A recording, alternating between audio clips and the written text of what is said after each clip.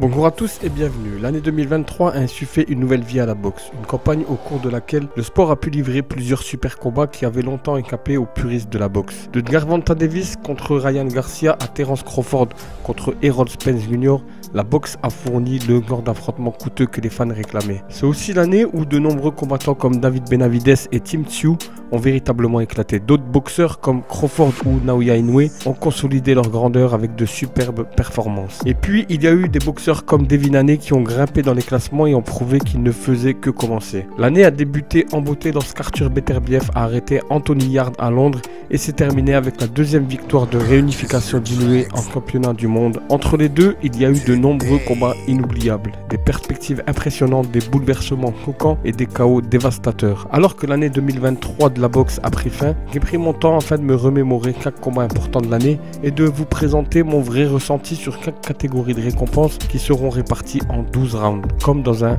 combat de boxe.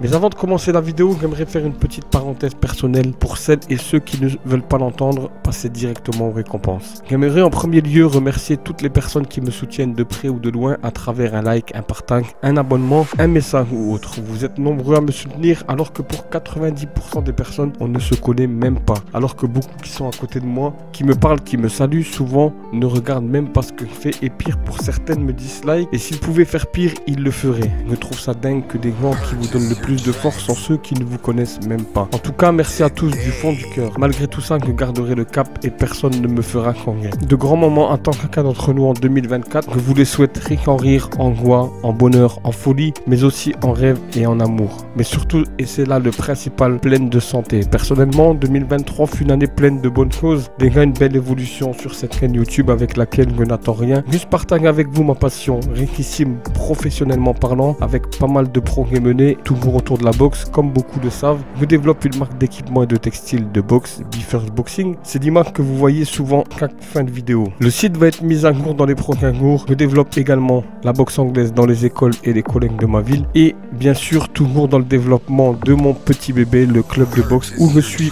président et fondateur depuis 2014. Et pour développer tout ça, j'ai dû prendre un temps partiel à mon emploi d'éducateur sportif. J'ai beaucoup de choses en tête, il me manque juste le temps. En tout cas, tout avance doucement mais sûrement. Je suis optimiste quant à la suite de mon aventure. Bien sûr, il y a des hauts et des bas, mais c'est un plaisir à chaque fois que je parle de boxe ou que je réponds à un commentaire et cela me donne plus de fierté, plus de plaisir. Il faut aujourd'hui beaucoup d'enthousiasme car les temps deviennent de plus en plus compliqués et pour tout le monde. Dieu merci, j'ai 2 enfants qui ont la santé. Pour finir cette petite parenthèse, j'aimerais avoir une pensée pour toutes les personnes qui nous quittent et sans eux les fêtes ne sont plus ce qu'elles étaient. Les personnes seules, les malades, les sans-abri et tous les peuples opprimés dans le monde qui subissent la loi de la politique, de l'argent et du pouvoir. Que Dieu apaise toutes ces personnes.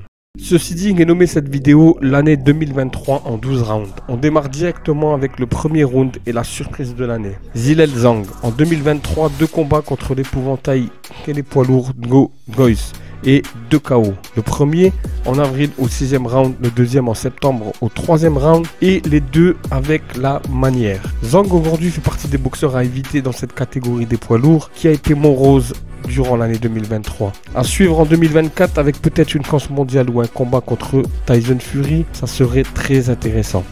Le deuxième round sans transition, la performance de l'année. Elle revient au boxeur Terence Crawford qui n'a fait qu'un combat en 2023, mais quelle performance contre Errol Spence Jr. C'était en juillet, en plein été, Crawford a sorti la masterclass et a dégoûté Errol Spence Jr. pour forcer l'arbitre à arrêter le combat au 9e round. Crawford s'empare à ce moment-là de toutes les ceintures dans la catégorie des welter. Bien sûr, on aurait pu citer d'autres grosses performances, mais celle-ci, vu le contexte, a mérité le coup d'œil.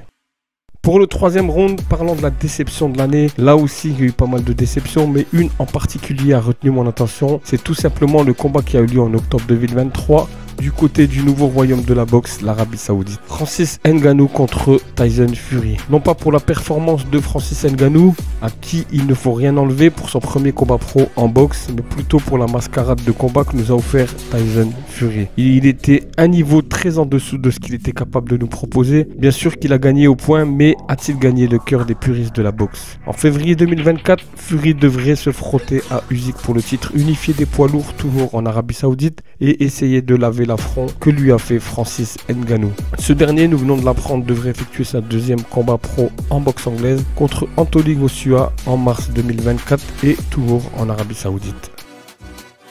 Le quatrième round nous emmène pour le KO de l'année, beaucoup de prétendants, notamment un Beltrans qui endort Meiselo avec un croquet du gauche de toute beauté. Mais un seul a retenu mon attention, c'est le KO du japonais Gunto Nakatani sur l'Australien Andrew Maloney en mai 2023 dans la catégorie des Super Mook. Un KO lourd que Maloney n'est pas prêt d'oublier, même s'il a reboxé en décembre dernier. Je précise que tous les combats dont je parle seront en description de cette vidéo. L'espoir de l'année est notre cinquième round. Là aussi, nous avons beaucoup de prétendants, comme dans toutes les rubriques de cette rétro 2023, avec notamment le Britannique Adam Azim, l'ogre David Morel Jr. qui va faire mal, qui est le super moyen, Ernesto Mercado en super welter qui boxe dans l'ombre et qui est entraîné par son père. Il a mené 5 combats en 2023, mais mon coup de cœur de cette année 2023, c'est Abdullah Masson. Goké, 19 ans.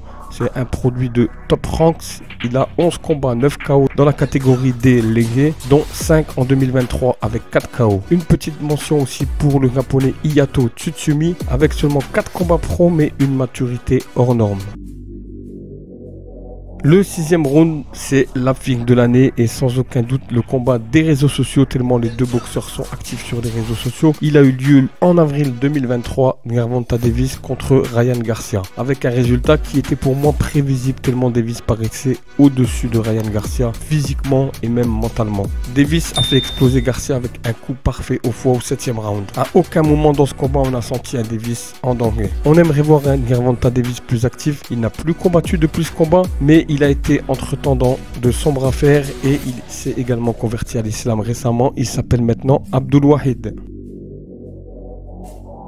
Le combat de l'année pour le 7e round aurait pu être beaucoup d'autres combats dont je parle dans cette vidéo. J'ai retenu le combat Devin Haney contre Vasyl Lomachenko. Ce combat a eu lieu en mai 2023 et a été un combat pour le moins serré. On se souvient tous des polémiques d'après-combat. La victoire a été donnée à Devin Haney, pour moi serré mais logique. Ce combat a aussi été le combat de la star montante Devin Haney contre l'ancienne star en reconquête Vasyl Lomachenko. Devin Haney a boxé 2 fois en 2023, 2 victoires au point. Beaucoup pensent que Devin Haney est un boxeur ennuyeux à la Floyd Mayweather. Ses 8 derniers combats tous remportés au point. Haney est un boxeur technique, pas un punker. Toutefois, il est classé sur beaucoup de médias, de gros médias, dans le top 3 des boxeurs de l'année 2023. Le 8e round nous transporte pour le meilleur boxeur de l'année et là, sans aucune contestation possible, c'est le japonais Naoya Inoue. Ça aurait pu être Terence Crawford, mais avec seulement un combat en 2023, il ne peut pas y prétendre. Je le mets même en dessous de Devin Haney qui a boxé 2 fois 2 victoires. Inoue, lui, c'est 2 combats, 2 unifications. La première en juillet contre Stephen Fulton et un KO au 8e round. La deuxième, c'est plus récent en décembre contre Marion Tapales, également par KO au 10e round. Mais au-delà de ces victoires, Naoya Inoue est un boxeur complet et spectaculaire. Et aujourd'hui, la question que je me pose, qui pourrait battre Naoya Inoue? Pour le 9e round, le comeback de l'année est pour moi le boxeur britannique Leigh Wood. Dans la catégorie des poids plumes, 31 combats, 3 défaites, numéro 1 anglais, numéro 1 mondial sur BoxRec. En 2023, il est revenu de l'enfer et il a défendu son titre acquis avec brio. En février 2023, il perd par KO et quel KO contre Mauricio Lara. 3 mois plus tard, il prend sa revanche et gagne au point avant d'éliminer Gordon Warrington en octobre 2023 et de conserver sa ceinture WBA. Très belle année 2023 pour Leigh Wood. Le 10e round et le souvenir de l'année nous rappelle, et c'est pas si vieux, la défaite de Deontay Wilder contre Joseph Parker. Pourtant, on n'aurait pas mis un centime sur Parker. Plus qu'un souvenir, c'est un upset de fou. Un Wilder pas dedans, une boxe brouillonne, pas d'envie, pas d'enthousiasme. Un Wilder tout simplement sur la fin. Mention très honorable à Joseph Parker qui en a bluffé plus d'un, dont moi. Pour le 11e et 12e round, on va se concentrer sur la boxe en France, car malgré l'état de mort cérébrale dans lequel est la boxe aujourd'hui en France, il y a eu beaucoup de bonnes causes et également de mauvaises dont nous allons parler. 11e round, le boxeur français de l'année, même s'il n'est plus vraiment français puisqu'il va devenir canadien, et je pense qu'il a raison, mais pour moi, il sera toujours français. Je parle de Christian Mbili, qui a boxé 2 fois en 2023 avec 2 très bons combats contre 2 très bons boxeurs. Le premier en mars 2023 contre Carlos Gongora sur décision unanime, mais quel combat magnifique. Le deuxième en septembre 2023 contre Damon Nicholson par KO, 4e round. Mbili se classe aujourd'hui parmi les meilleurs boxeurs super moyens. Il est 5e sur le site BoxRec.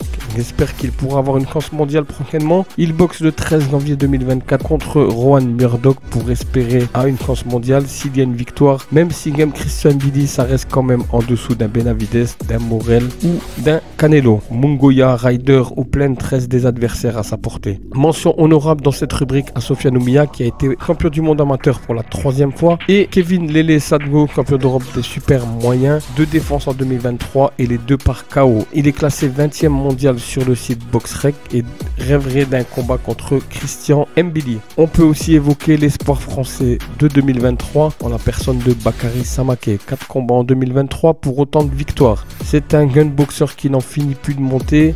Vous l'avez vu boxer en amateur et 2 fois en pro, notamment en 2021 au Luxembourg, il avait gagné par KO. Ce boxeur va devenir un crack s'il reste focus. Le 22 février, il va rencontrer lors d'une belle réunion l'ancien Ahmed El Moussaoui pour son 15e combat professionnel.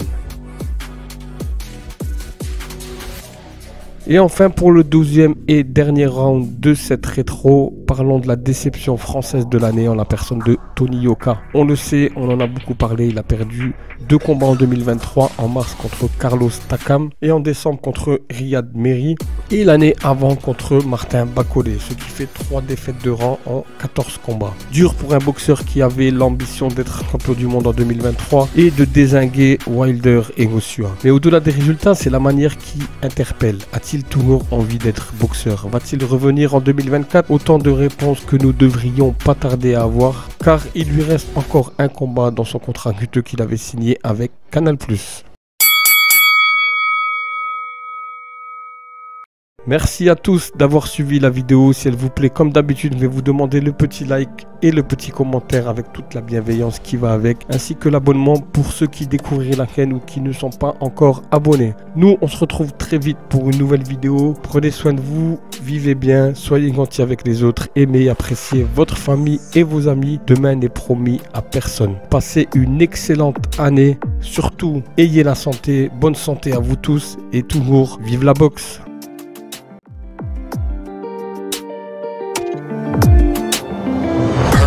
Your tracks